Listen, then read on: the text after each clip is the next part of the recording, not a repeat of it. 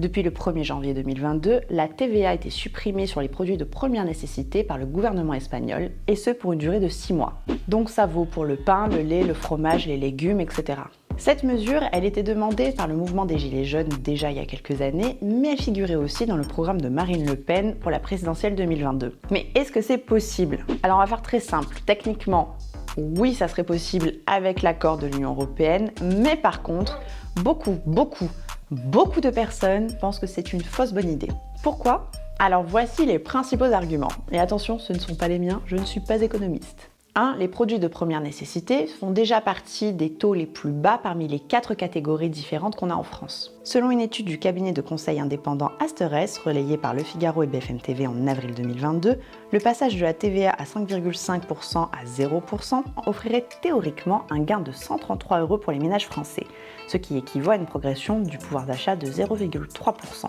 Mais l'étude estime que la plus grande part de la baisse de la TVA serait directement captée par les entreprises ou leurs salariés, ce qui veut dire que globalement au niveau de la population française, le gain serait seulement de 13 € par an par ménage, soit plus de 0,03% de pouvoir d'achat. La TVA est l'impôt qui ramène le plus d'argent à l'État. On parle de 102 milliards pour 2022 d'après BFM TV.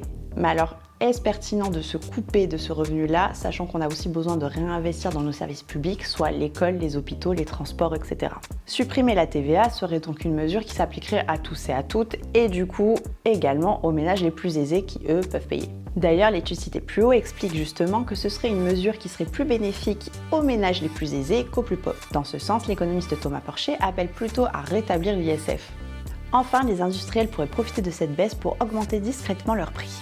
On cite beaucoup l'exemple des restaurateurs. En effet, il y a 10 ans, les restaurateurs avaient bénéficié d'une baisse de la TVA pour embaucher plus et augmenter leurs salariés, ce qui n'avait pas vraiment fonctionné. La CGT, dans ses propositions de 2022 pour protéger le pouvoir d'achat des Français, mise plutôt sur le blocage des prix, que ce soit des produits de première nécessité ou encore des pôles publics, soit l'énergie, les transports, etc. Et vous pensez à quoi comme mesure contre l'inflation? Est-ce que vous êtes quand même pour la TVA à 0% ou pas? Dites-nous tout en commentaire.